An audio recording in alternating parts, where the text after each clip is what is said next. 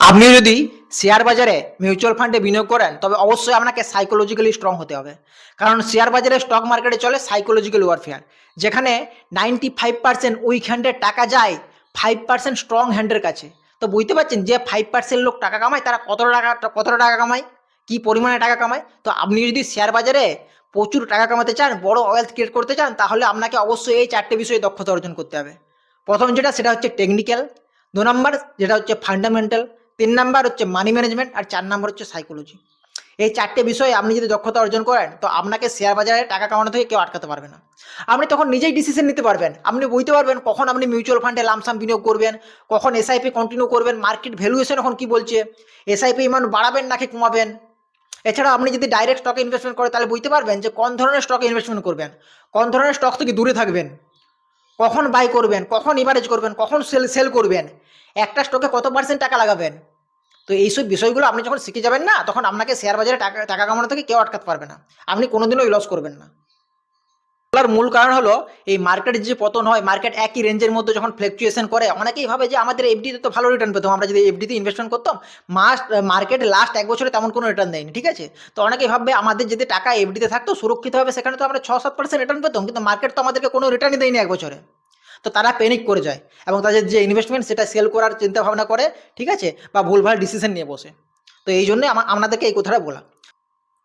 তো চলুন এরপর জানি যে এখন মার্কেট সিচুয়েশন কী আছে, মার্কেট কেন নিচে পড়ছে, নিচে পড়ার আসল কারণ কি, আর এখান থেকে মার্কেট কতটা নিচে পড়তে পারে, এবং মিউচুয়াল ফান্ডের ক্ষেত্রে এই সময় আমাদের লামসাম বিনিয়োগ করা উচিত হবে কিনা, আর যদি উচিত তাহলে কোন ধরনের ফান্ডে বিনিয়োগ করা উচিত।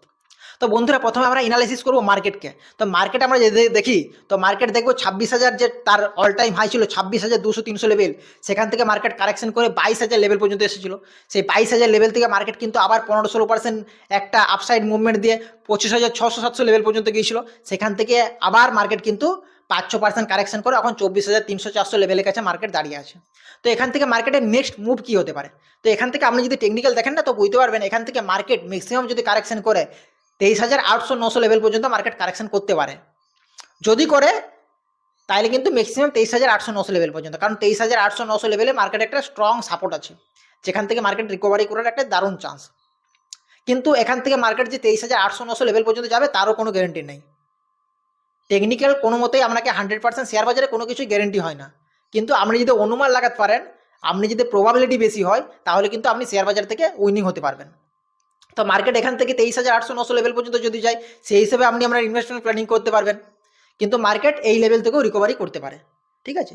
তো মার্কেট যে এই যে নিচে নেমে এসছে, এই নেমে আসার মূল কারণ যেটা বলছে, অনেকেই বলছে টেরিফ। ট্রাম্প ইন্ডিয়ার উপর 50% টেরিফ লাগিয়েছে। তো এই টেরিফের জন্য কিন্তু মার্কেট নিচে নেমে আসছে না। মার্কেটের নিচে নেমে আসার মূল কারণ যেটা, সেটা হচ্ছে এই যে মার্কেট 22,000 লেভেল থেকে 15-16% একটা মানে আপসাইড মুভমেন্ট দিল। যারা বড় ইনভেস্টার আছে, যারা বিগ প্লেয়ার, যারা অপারেটর, তারা কিন্তু এই সময় প্রফিট বুকিং করলো, তাদের যেটা প্রফিট হয়েছিল না সেটা প্রফিট বুকিং করলো। যারা রিটেল ইনভেস্টার আছে, আমাদের পোর্টফোলিওতে প্রফিট হয়েছিল, আমরা কিন্তু বুক করতে পারিনি, আমরা দেখলাম আমাদের যেটা প্রফিট হয়েছিল সেটা কিন্তু এই কারেকশনে পুরোটাই চলে গেল। কিন্তু যারা স্ট্রং হ্যান্ড মার্কেটের যারা অপারেটার, তারা কিন্তু এই সময় প্রফিট একটা বুকিং করলো, আবার তারা মার্কেট যখন নিচে আসছে না, আবার তারা নিচু লেভেলে বাই করবে, আবার কিন্তু উপরে গিয়ে সেল করবে। তো শর্ট টাইমে মার্কেট এইভাবেই চলতে থাকে, কিন্তু লং টাইমে মার্কেট কীভাবে চলে, ইন্ডিয়ান জিডিপি, ইন্ডিয়ান ইকোনমির উপর ভিত্তি করে, ঠিক আছে। বুঝতে পারলেন এই ব্যাপারটা। এরপর আসি এই সময় আমাদের লামসাম বিনিয়োগ করা উচিত কিনা। তো লামসাম বিনিয়োগের ক্ষেত্রে না, মিউচুয়াল ফান্ডে আপনি যদি লামসাম বিনিয়োগ করতে চান, সেক্ষেত্রে আপনাকে অবশ্যই অ্যানালাইসিস করতে হবে ভ্যালুয়েশন, মার্কেট ভ্যালুয়েশন কখন কি বলছে। তো ভ্যালুয়েশন চেক করবেন কীভাবে, ভ্যালুয়েশন চেক করার সবচেয়ে সহজ একটা পদ্ধতি হলো পি রেশিও। আপনি প্রথমে আমাদের যে ইন্ডেক্সগুলো আছে, Nifty 50 index, small cap index, mid cap index, সেগুলো পি রেশিও চেক করুন, ঠিক আছে। তারপর আপনি যে আপনি কোন ফান্ডে বিনিয়োগ করবেন সেই ফান্ডের পি রেশিও কী আছে। তো চলুন আপনাদেরকে প্রথমে আমি অ্যানালাইসিস করে বলি। তো আমি যদি নিফটি 50-র পি রেশিও চেক করি, আমি খাতায় নোট করে রেখেছি, আমি যদি নিফটি 50-র পি রেশিও চেক করি না, তো কারেন্ট যে নিফটি 50-র পি সেটা কত চলছে, 21.5। আর লাস্ট 10 বছরের নিফটি 50-র যে মিডিয়ান পি ইন্ডেক্স সেটা হচ্ছে 23.4। তো 23.4 থেকে এখন কি, 23.4 থেকে এখন কিন্তু মার্কেট ভ্যালুয়েশন যেটা সেটা হচ্ছে সস্তা, কারণ পি এখন কম আছে। তো নিফটি 50-র পি দেখলে আমরা দেখবো কি মার্কেট এখন আন্ডার ভ্যালুড, ঠিক আছে। তো নিফটি 50-র পি দেখেই কিন্তু আপনি আপনার ইনভেস্টমেন্ট ডিসিশন নিতে পারবেন না, কারণ আপনি যদি স্মল ক্যাপ মানে ফান্ডে বিনিয়োগ করেন কি মিড ক্যাপ ফান্ডে বিনিয়োগ করেন, ফ্লেক্সি ক্যাপ ফান্ডে বিনিয়োগ করেন, সেক্ষেত্রে কিন্তু লার্জ ক্যাপ স্টক ছাড়াও small cap stock, mid cap স্টকও থাকে। তো সেক্ষেত্রে আপনাকে আরও দুটো যে আমাদের ইন্ডেক্স আছে, small cap index, mid cap index, সেগুলোকেও আমাকে এনালাইসিস করতে হবে। তো আমরা যদি small cap index, Nifty small cap 250 index analysis করি, তো সেক্ষেত্রে কি দেখব, সেক্ষেত্রে দেখব যে ইন্ডেক্সের পি এখন চলছে সেটা হচ্ছে 31.4, আর নিফটি স্মল ক্যাপের লাস্ট 10 বছরের যে মিডিয়ান ইন্ডেক্স পি না, সেটা হচ্ছে 30, মানে 30 আর এখন চলছে 31.4, মানে আপনি কি বলতে পারেন, মার্কেটকে ফেয়ার ভ্যালুটি বলতে পারেন, মানে মিডিয়ান ইন্ডেক্স পির আশেপাশেই চলছে। এরপর আমরা যদি মিড ক্যাপ ইন্ডেক্সের পি দেখি না, নিফটি মিড ক্যাপ 150, তো কি দেখবো আমরা, মিড ক্যাপের যে মিডিয়ান ইন্ডেক্স পি সেটা হচ্ছে 28.2, আর যেটা এখন চলছে সেটা হচ্ছে 32.9।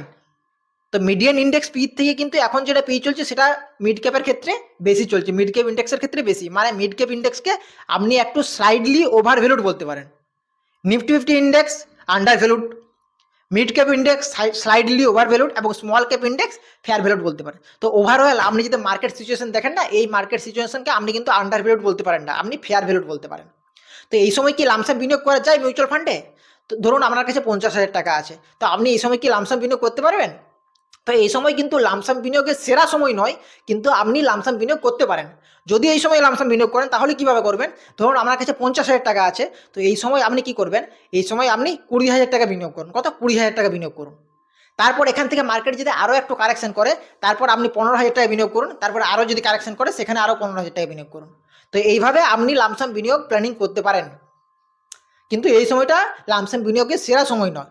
মার্কেটে লামসাম বিনিয়োগ তখনই সেরা সময় হয় যখন মার্কেট অনেকটা আন্ডার ভ্যালুড অবস্থায় পাওয়া যায়। যখন মার্কেট 22,000 লেভেলের কাছাকাছি চলছে, সেই সময় কিন্তু লামসাম বিনিয়োগের একটা দারুণ সুযোগ ছিল। এখনও আপনি লামসাম বিনিয়োগ করতে পারেন, তবে আপনাকে এইভাবে প্ল্যানিং করতে হবে, কারণ মার্কেটকে আপনি আলটিমেট আমি আমাদেরকে যেটা বললাম 23,800-900 লেভেল, এই পর্যন্ত কিন্তু মার্কেট যেতে পারে টেকনিক্যাল অনুযায়ী। রাশি যারা স্টকে ইনভেস্টমেন্ট করেন তারা কি করবেন, যারা ডাইরেক্ট স্টকে বিনিয়োগ করেন না, তারা কিন্তু এই সময় অনেক স্টক পেয়ে যাবেন, যেগুলো লার্জ ক্যাপ যেগুলো স্টক আছে না, সেগুলো কিন্তু অনেক 20%, 30% ডিসকাউন্টে পাওয়া যাচ্ছে। সেসব স্টকে আপনারা নিচে লেভেলে বাই করে রাখুন, আবার যখন তার অল টাইম হাই হিট করবে সেখানে আবার সেল করে দেবেন। ঠিক আছে, মার্কেট যখন 25,600-700 লেভেল পর্যন্ত গিয়েছিল, সেখানে কিন্তু আমি আমার কিছু কিছু স্টকে প্রফিট বুকিং করেছিলাম। ঠিক আছে, সেই প্রফিট বুকিংয়ের টাকাটা রেখেছিলাম এই নিচু লেভেলে বিনিয়োগ করার জন্য, কারণ মার্কেট তার রেসিস্ট্যান্সের কাছে গিয়েছিল, ওই জন্য 25 থেকে 30% আমি সেল করে কিছু ক্যাশ রেখেছিল, যদি মার্কেট নিচে আসে সেখানে বিনিয়োগ করব। তো এরপর আমি আমার ইনভেস্টমেন্ট প্ল্যানিং করছি যেসব স্টকগুলো তার অনেকটা ডাউনে আছে, ডিসকাউন্টে পাওয়া যাচ্ছে, সেই সব স্টকে আবার আমি নিচু লেভেলে বাই করবো, আবার যখন সেগুলো তার অল টাইম হাই যাবে সেখানে সেল করবো। তো স্টক ইনভেস্টমেন্টের ক্ষেত্রে আপনি এইভাবে প্ল্যানিং করতে পারেন। আর মিউচুয়াল ফান্ডের ক্ষেত্রে কী করবেন সেটা আমি বলে দিলাম। আপনি চাইলে লামসাম বিনিয়োগ করতে পারেন 3টে ধাপে, আর লামসাম বিনিয়োগ যদি আপনি না করেন অবশ্যই এসআইপি কন্টিনিউ করুন। পারলে এই সময় আপনি এসআইপি ইনভেস্টমেন্ট একটু বাড়াতে পারেন, কারণ মার্কেট এখন ফেয়ার ভ্যালুড অবস্থায় আছে। তো এইটা হচ্ছে আজকে মার্কেটের অ্যানালাইসিস। আমরা হয়তো অনেক কিছু শিখতে পারলেন ও বুঝতে পারলেন। তো এই ভিডিওটা আপনাদের কেমন লাগলো, যদি ভালো লাগে, ইনফরমেটিভ মনে হয়, তবে অবশ্যই একটা লাইক করে দিবেন, আর চ্যানেল নতুন হলে অবশ্যই চ্যানেলটাকে সাবস্ক্রাইব করে রাখুন। চলুন দেখা হবে নেক্সট ভিডিওতে। আপনাদের সকলকেই ধন্যবাদ।